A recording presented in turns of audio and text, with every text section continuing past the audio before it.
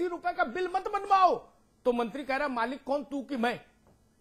तू बाबू है, तू अपना काम कर। तो अधिकारी ने कहा कि ठीक है भाई, मैं भी गंगा नहा लूं, जब ये इतनी गंगा ये पूरा कुंभ ले जा रहे हैं तो मैं एक आध लोटा भर लूं। सिंह साहब, वहां पर समस्या है। मैंने एक मंत्री जी को देखा, उनके साथ उस जिले में 2 अधिकारी थे, एक वहां का एसएसपी और एक वहां का डिस्ट्रिक्ट मजिस्ट्रेट। एक मिनट अमिताभ जी, शिवपाल सिंह यादव जी हमारे साथ जुड़ रहे हैं। शिवपाल जी, बहुत बहुत स्वागत है आपका समाचार प्लस पर। यादव जी, आवाज आ रही मेरी? जी हाँ। मैं ये कह रहा था कि नेताजी आजकल सरकार को, आप सब लोगों को नसीहत दे रहे हैं, तो वो सकारात्मक तौर पर जमीन पे दिखाई भी दे रही है क्या? हाँ हाँ, बिल्कुल दिखाई दे रही। अच्छा, कहा यह भी जा रहा है कि अधिकारी बात नहीं मानते, बड़ा नाराज हैं आप लोग अधिकारियों से। नहीं, देखिए, अधिकारी की बात मानना या नहीं, बात यह है कि हमारे मुख्यमंत्री जी की नीति और नियत साफ है। हाँ, हमारी सरकार की नीति और नियत साफ है। हाँ, कि प्रदेश में भ्रष्टाचार खत्म हो और प्रदेश का विकास हो और कानून व्यवस्था ठीक हो। तो यहाँ पर कहीं कमी होगी तो कहा जाएगा। अच्छा, नहीं कमी होगी तो कहा जाएगा, लेकिन अधिकारी मानेंगे कि ना मानेंगे ये भी देखना पड़ेगा ना। जो नहीं मानेगा उसके खिलाफ कार्रवाई होगी। अच्छा, सिर्फ गलती नहीं, यादव जी, एसपी यादव जी, शिवपाल यादव जी और आपका नाम एसपी यादव, दोनों बड़ा मिलता जुलता है। जी, तो मेरे सहयोगी ने मुझे कहा कि शिवपाल सिंह यादव, जबकि आप एसपी यादव हैं। जी, कोई दिक्कत नहीं, नाम में क्या रखा है साहब, काम हो तो जनता पसंद करती है। यादव जी, मुझे ये बताइए कि ताली एक हाथ से बचती है क्या? हमेशा अधिकारी गलत करते हैं क्या? तो फिर अधिकारियों के ऊपर जो मंत्री बैठा है वो काहे के लिए बैठा है? देखिए, ऐसा है, अधिकारियों की जो पिछली बसपा सरकार थी, आप जानते हैं, एक तथाकथित आईएएस सरकार को चला रहा था। वो कैबिनेट सचिव बना था और सारे फैसले वही सब सुनाता था, जो है चैनल पे या जो है जारी करता था। तो कुछ उसका तो असर ही है। देखिए, तालाब में एक मछली गंदी होती है, पूरा तालाब गंदा हो जाता है। तो कुछ हैं गंदे लोग, तो उनकी सफाई कर दी जाएगी। वही हमारे माननीय मुख्यमंत्री, देखिए, पारदर्शी। अच्छा, ये बताइए यादव जी, आप कह रहे हैं अधिकारी, कुछ अधिकारी गंदे लोग हैं, ठीक बात, आपकी बात एकदम समझ में आती है, लेकिन कुछ नेता और कुछ मंत्री भी तो गंदे लोग हैं, उनकी सफाई करने की हिम्मत नहीं जुटा पा रहे आप। बलात्कारी हैं, अपहरणकर्ता हैं, लुटेरे हैं, हत्यारे हैं, हत्या के प्रयास में नामजद हैं, उनको नहीं हटाओगे आप सब? वो सब माननीय गणमान्य हैं, अधिकारियों की घुटकी पकड़ लोगे, काहे भैया? देखिए, चुनाव के पहले हमारे नेता माननीय अखिलेश यादव जी ने, मुख्यमंत्री जी ने स्पष्ट तौर पे कहा था कि हम जीपी यादव को नहीं लेंगे। जी, और मनोज कुमार पारस को गोद में बैठाएंगे, मनोज कुमार पारस को गोद में बैठाएंगे, मंत्री बनाएंगे, बलात्कारी है तब भी। भाई एसपी यादव जी, एक मंगल को प्रसाद चढ़ाया, क्या 700 मंगल तक उसी प्रसाद को भुनाएंगे? नहीं, देखिए, ऐसा मत करिए। आज सवाल है जीपी यादव का नहीं, आज मनोज पारस का सवाल है, जो 376 के आरोपी हैं। 21 तारीख थी उनकी, अब 21 जनवरी फिर तारीख पड़ी है। वो बतौर मुलजिम 12 तारीख में जाएंगे क्या? और मंत्री भी रहेंगे? कितना शर्मनाक दृश्य उपस्थित होगा कि पेशकार चिल्लाएगा कि मनोज कुमार पारस बनाम उत्तर प्रदेश सरकार, पारस हाजिर हो। क्या स्थिति बनेगी? वो मंत्री है उत्तर प्रदेश सरकार का। नहीं, देखिए, ऐसा है, दोषी एक, देखिए, विचाराधीन दो चीज है, कन्विक्टेड होता है। अब यादव जी, उतनी समझ मुझे है कानून की, लेकिन किस आरोप में विचाराधीन है? वो इमरजेंसी के खिलाफ लड़ने नहीं आए, वो आजादी की लड़ाई में विचाराधीन नहीं है, वो 376 में विचाराधीन है। 376, इससे गंदी कोई धारा होती है क्या? और आपकी पार्टी के एक बड़े नेता मुझसे उस दिन चैनल पर कह रहे थे कि ये राजनीतिक मुकदमा है। मैंने कहा 25 वर्ष में मैंने कभी नहीं सुना कि बलात्कार भी राजनीतिक मुकदमा है। अगर ये राजनीतिक मुकदमा होता तो नेहरू, गांधी और लोहिया और जयप्रकाश के खिलाफ अंग्रेजों ने लिखा दिया होता। जी, यादव जी, मुझे एक चीज बताइए, अच्छा, जब आप शाम के घर जाते होंगे काम धाम करके, तब घर में लोग पूछते होंगे ना कि अरे वो एक बलात्कारी भी तो है, उसके साथ कैसे बैठ लेते हो आप? नहीं, देखिए, ऐसा है, तब कैसा लगता होगा? देखिए, ऐसा है जी, देखिए, बलात्कारी जहां तक सवाल है, जब तक सजा न हो जाए, सजा देखिए देखा जाता है। जैसे पिछले सरकार में सजा हो गई और स्पष्ट तौर पे हर चीज क्रिस्टल क्लियर हो गया कि इन्होंने बलात्कार किया है और इन्होंने मर्डर किया है। अगर ऐसी बात अगर हो जाए, ठीक है, हमारे मंत्री, यादव जी, एक सवाल पूछूंगा आपसे, बहुत हाँ या ना में उत्तर दीजिएगा। बोफोर्स का मसला आया, पता नहीं तब आप समाजवादी पार्टी में किस रूप में थे, मुझे पता नहीं। जब बोफोर्स का मसला आया तो स्विस रेडियो से एक खबर प्रकाशित हुई, प्रसारित हुई, उसके बाद इंडियन एक्सप्रेस ने एक खबर छापी, उसके बाद भारत की संसद स्थगित हो गई। उसमें राजीव गांधी का इस्तीफा मांगने वालों में मुलायम सिंह यादव भी थे, सबसे पहले थे। कोई कानून उनके खिलाफ नहीं आया था, कोई स्ट्रक्चर नहीं था, मुकदमा ही नहीं आया था, फैसला क्या आता और कहा गया कि नहीं भाई आप गद्दी छोड़ो। तो अगर तब गद्दी छोड़ने की मांग हो सकती है तो आज क्यों नहीं? मायावती को अगर आप भ्रष्ट कह सकते हैं, अभी तक सुप्रीम कोर्ट ने मायावती को भ्रष्ट नहीं कहा, लेकिन आपने हर सभा में कहा कि मायावती भ्रष्ट है, अभी भी कह रहे हैं। मनोज कुमार पारस विचाराधीन होते हुए बलात्कार के मामले में इस्तीफा क्यों नहीं दें? देखिए ऐसा है, जहां तक भ्रष्टाचार का सवाल है, देखिए गांव का आदमी भी जान रहा है कि मायावती भ्रष्ट है। अच्छा, गांव का आदमी बलात्कार नहीं जानता, भ्रष्टाचार जानता है, बलात्कार नहीं जानता? अरे महाराज, गांव का आदमी जानता है कौन बलात्कारी है, कौन भ्रष्टाचारी है। ठीक है, ठीक है, बेईमान है, ठीक है, आधार पर उसका निर्णय होता है। यादव जी, आपका निर्णय भी होगा 2014 में। अगर ऐसे ही बलात्कारियों और दागियों को गोद में बैठाए रहे तो 2014 के चुनाव में नेताजी को प्रधानमंत्री बनाने का जो सपना आप लोग लगातार उछाल रहे हो हवा में, वो कैसे पूरा होगा, जनता ये देखना चाहती है। बहुत धन्यवाद यादव जी चर्चा में जुड़ने के लिए। फाइनल टिप्पणी का वक्त हो गया है वाजपेयी जी। मन मन भावे मोड़ी हिलावे, ये क्या तरीका है भाई? हम रखना चाहते हैं लेकिन मान नहीं रहे, मन में पता है कि गलत हो रहा है लेकिन मान नहीं रहे। हम कैसे कैसे तर्कहीन जब लीडर की मौत आती है तो शहर की तरफ भागता है। हाँ, समाजवादी पार्टी और उसकी सरकार के लोग अब शहर की तरफ भाग रहे हैं और इनका अंतिम समय आ रहा है।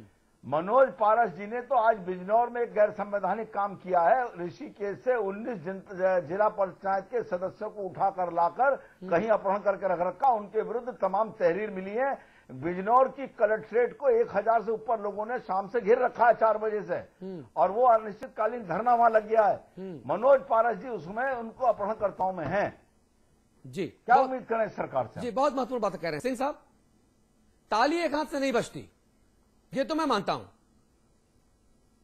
मेरा ये मानना है कि माननीय मुख्यमंत्री जी ने अधिकारियों को एक अपनी नीयत और नीति से अवगत कराया है। अब अधिकारियों को तदनुसार कार्य अंजाम देना है। मैंने पहले कह दिया कि ये बहुत दिनों बाद आईएएस का सर्विस वीक हो रहा है, और ये सर्विस वीक में लोग आते हैं तो एक दूसरे से मिलते हैं और एक दूसरे से विकास के बारे में, लॉ ऑर्डर के बारे में जानकारी प्राप्त करते हैं और सरकार से रूबरू होते हैं, सरकार के नीतियों के बारे में जानकारी नहीं, विकास किसका? विकास प्रदेश का कि खुद का?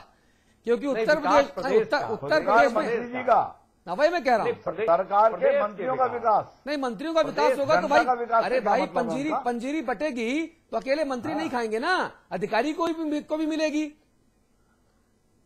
देखिए मान्यवर, ऐसा है कि जो अधिकारी गलत करते हैं वो दंडित होते हैं। अधिकारी तो सर कह के सरका देते हैं। बहुत सारे दृष्टांत ऐसे आए हैं जो अधिकारी गलत काम करते हैं वो दंडित होते हैं।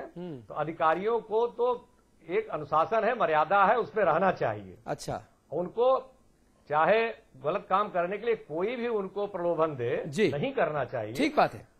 अब सिंह साहब आदर्श बात कह रहे हैं। सिंह साहब आप बिल्कुल सिंह साहब, आप आईएएस तो रह चुके हैं, मेरा एक सुझाव है, छोटी मुंह बड़ी बात ना माने, मेरे बड़े भाई जैसे हैं आप। नेतागिरी बेहतरीन रहेगी आपके लिए। रिटायरमेंट के बाद भी जो शब्द आप जो भाषा बोल रहे हैं ना, ये बहुत पसंद आएगी। कोई आपसे नाराज नहीं होगा। ना काहू से दोस्ती, नहीं, ना काहू से दोस्ती, ना काहू से बैर। आपकी जो भाषा वो ऐसी है कि हर किसी से दोस्ती, किसी से नहीं है बैर। बहुत अच्छा करियर होगा। अमिताभ जी, संवाद की टिप्पणी। देखिए, आईएएस अधिकारी की खूबी होती है वो फाइल पर ऐसा लिख देता है, रोको मत जाने दो। हाँ। अब इसकी दोनों तरह से व्याख्या हो जाती है। रोको मत जाने दो, बोले साहब ये लिखा था, गलत समझे आप। रोको मत जाने दो, तो ये आईएएस अधिकारी के अपने हाथ का है। और आईएएस अधिकारी भी बहुत सारे हमारे मित्र ही हमको बताते हैं कि भाई से भी जो मंत्री आते हैं ना, व्यक्तिगत बताते, बोले भी ये आदमी नहीं, झुंझुने हैं, इनको चाहे जैसे बजाओ, बोले इनको कुछ समझ नहीं। कल तक प्राइमरी में पढ़ा रहे थे, आज हो गए विज्ञान और टेक्नोलॉजी के मंत्री। विज्ञान की स्पेलिंग नहीं मालूम, टेक्नोलॉजी की स्पेलिंग नहीं मालूम, तो सचिव ही चलाएगा ना शासन। तो अच्छा, कुछ दबंग मंत्री जब आ जाते हैं तो आईएएस थोड़ा अनकंफर्टेबल हो जाता है, तब वो शारीरिक बल का प्रयोग करके आईएएस से काम करा लेते हैं। वो कहते हैं ना सेक्रेटरी साहब बंद करो, कुंडी लगाओ और इनसे लिखवाओ, यही। ऐसे भी कई दृष्टांत हुए। ये नरेंद्र तिवारी वाला युग नहीं है। अब तो मैं ऐसे नाम यहां लेना ठीक नहीं, बहुत सारे आईएएस ऐसे और बहुत सारे मंत्रियों के मैं नाम बता दूं जिनके यहां आईएएसओ ने काम किया, तो ऐसे हुआ, बोले कुंडी लगाओ दौड़ के, बोले कलेक्टर लिखो इस पर। मैं बता रहा हूं, एक मंत्री ने मुझे परिचय कराया वाजपेयी जी डिस्ट्रिक्ट मजिस्ट्रेट और एसएसपी का, बोले अमिताभ जी ये हमारा गनर और ये हमारा स्टेनो डीएम के लिए, और वो दोनों प्रफुल्लित मुद्रा में खिलखिलाए। ऐसा लगा कि साक्षात नारायण ने वरदान दे दिया। ये स्पाइन है, ये आपकी स्पाइनल कॉर्ड है, ये आपकी स्पाइनल कॉर्ड है सिंह साहब, ये स्थिति है। आप सुनिए, आपने भी गलती ये की, आपसे मेरा मतलब आप व्यक्तिगत नहीं, आईएएस लॉबी आप और आईपीएस लॉबी, आप लोगों ने गलती ये की, आपने वफादारी संविधान से नहीं दिखाई, आपने तार संविधान से नहीं जोड़ा, आपने मायावती और मुलायम सिंह से जोड़ने का काम किया, कल्याण सिंह से जोड़ने का काम किया पिछले 20 वर्ष में। उत्तर प्रदेश इसीलिए रसातल में चला गया, संविधान के प्रति आप नहीं बंधे, इसीलिए रामाश्रय कुशवाहा याद दिला रहे हैं कि भाई समाजवादी पार्टी की विचारधारा में आओ। पार्टी की विचारधारा से शासन चलेगा क्या? शासन संविधान से चलना चाहिए, कानून से चलना चाहिए। ठीक बात है। शासन के ऊपर न तो एकात्म मानववाद लागू हो सकता है लक्ष्मीकांत वाजपेयी जी का, और न समाजवाद लागू हो सकता है मुलायम सिंह जी का। जी, और इसीलिए हम ये कहते हैं कि आज आप उत्तर प्रदेश में सर्वे करा लीजिए। आज आप अचानक से आईएएस और आईपीएस अफसरों के पास जाइए और बाहर उससे लोगों से पूछिए तब किसका आदमी, बोलेगा मुलायम का। किसका आदमी? माया का। किसका आदमी? कल्याण सिंह का। कोई ये नहीं कहता कि ये संविधान का आदमी है, कानून का आदमी कोई नहीं। कोई ये नहीं कहता है कानून का आदमी है, कोई ये नहीं कहता कि आम आदमी का आदमी है। दिक्कत इस जगह पर है और इसीलिए विकास अवरुद्ध है, और इसी जगह इसीलिए एक दूसरे के ऊपर टोपी ट्रांसफर हो रही है आरोपों की। सिंह साहब बहुत शुक्रिया, वाजपेयी जी बहुत धन्यवाद आपका। एक ब्रेक यहां पर लेना है, ब्रेक के उस पार खबर उत्तराखंड की होगी, लेकिन उत्तराखंड की एक और खबर मैं बता दूं आपको जो एक अच्छी खबर है। भारत में गोल्फ की लोकप्रियता बढ़ती जा रही है। रईसों का खेल माने जाने वाले गोल्फ को नई बुलंदियों तक पहुंचाने के मकसद से गोल्फ प्रीमियर लीग 2013 का आयोजन किया जा रहा है। अंतर्राष्ट्रीय स्तर की इस प्रतियोगिता के लिए सभी टीमों का ऐलान हो चुका है। इस टूर्नामेंट में एनएनआई न्यूज सर्विसेज यानी न्यूज नेटवर्क ऑफ इंडिया और जीटीएम बिल्डर्स के स्वामित्व वाली उत्तराखंड लायंस की टीम भी दमखम दिखाने को तैयार है। ये खास रिपोर्ट। ये दहाड़ है उत्तराखंड लायंस की, हमारे आपके सबके चहेते उत्तराखंड लायंस की, जो गोल्फ प्रीमियर लीग 2013 में अपने दमदार खेल से सबको भौचक्का करने के लिए तैयार है। देश में गोल्फ को नई ऊंचाइयों तक पहुंचाने के मकसद से गोल्फ प्रीमियर लीग 2013 की शुरुआत की जा रही है। अंतर्राष्ट्रीय स्तर के इस टूर्नामेंट में कुल 9 टीमें हिस्सा ले रही हैं। इन टीमों को नीलामी के जरिए अलग अलग कॉरपोरेट ग्रुप ने खरीदा है, मगर नीलामी की प्रक्रिया के दौरान किसी भी टीम ऑनर और फ्रेंचाइजी ने उत्तराखंड की टीम के लिए कोई भी बोली नहीं लगाई, यानी उत्तराखंड की टीम को कोई खरीदार ही नहीं मिला था।